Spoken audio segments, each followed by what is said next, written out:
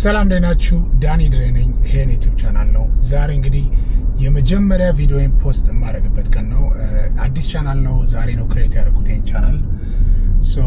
ከቻላችሁ ይሄን ቪዲዮ ለማየት የመጣችሁ ሰዎች እዚህ ድረስ ከመጣችሁ ላይክ እና ሰብስክራይብ አድርገን አትሊስት 1000 ሰብስክራይብ እናስገባ አካውንትን ብዬ ጠይቃችኋለሁ። ከዚህ በፊት ፐርሰናል አካውንት ነበረኝ። አይ ቲንክ ከ2005 or 6 ጀምሮ የተጠቀምኩበት almost 20 years። እሱ አካውንት የፐርሰናል ዩዝ ስለሆነ ብዙም ለኮንቴንት አይጠቅሙም። ወደ 2000 ነው 3000 ፎሎወር አለኝ እዛ ላይ። ሶ አም ቲንኪንግ አዲስ ቻናል ክሬት ላድርግ ብዬ ዛሬ አዲስ ቻናል ክሬት አድርጌያለሁ። ሶ ከቻላችሁ ይሄን ቻናል ሰብስክራይብ በማድረግ እናሳድግ። ሶ ስለ እኔ ህይወት ልንገራችሁ። ሌትሊ በጣም ኮንሰንትሬት የማደርገው በህይወቴ ፊትነስ ላይ ነውና ብዙ ጊዜ ዌት ሊፍቲንግ ያደርጋለሁ። እንደገና ደግሞ ካርዲዮ ሲሆን ስቴር ማስተር ብቻ ነው ኤክሰርሳይዝ የማደርገው። ሩጫ አልሮጥም ብዙ ጊዜ መስል ሉዝ ላለማድረግ ስለምፈልግ ማለት ነው። ግን the last few weeks ሩጫ ለመሮጥ ከራሴ ጋር ግብ ፈጥሬ ለምን 500 ሜትር አልጀምርም ብዬ ግማሽ ኪሎ ሜትር ከኤክሰርሳይዝ በኋላ መሮጥ ጀመርኩኝ። it was very tough. just 500 ኪሎ ሜትር ወይ ግማሽ ነው 500 ሜትር ግማሽ ኪሎ ሜትር ማለት ነው ከወርክአውት በኋላ I think 4 ደቂቃ ነው 5 ደቂቃ ነው የፈጀብኝ እና it was just tough።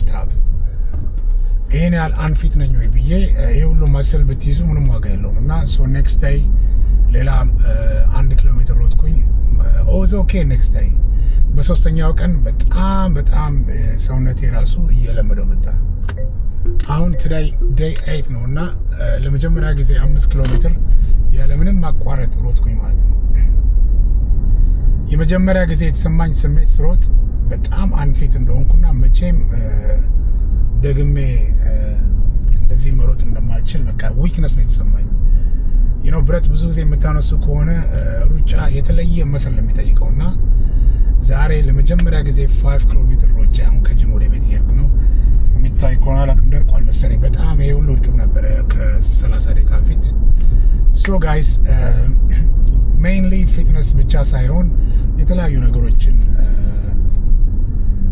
የምሰራበት አካውንት ነው እና ከቻላችሁ ፕሊስ ላይክ እና ሰብስክራይብ አድርጉ። ዳኒ ድሬ ይባላለሁ።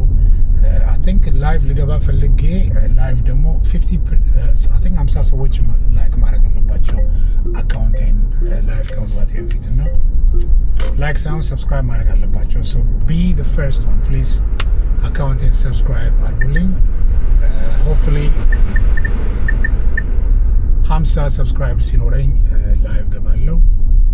ዳኒ ድሬ ይባላለሁ እና ይሄ ፈርስት ቪዲዮ ነው እዚህ አካውንት ላይ። ላይክ ብታደርጉና ሰብስክራይብ ብታደርጉልኝ ደስ ይለኛል። ታንክ ዩ ቪዲዮውን እዚህ ድረስ ካያችሁት። ሌላ ጊዜ በፕሮፐር ማይክሮፎን በሌላ ቪዲዮ አያችኋለሁ። አሁን እንደምታዩት ቤት የገባው ጉድ ናይት ወይንም ደግሞ ጉድ ሞርኒንግ ባላችሁበት። ባይ ፎር ናው።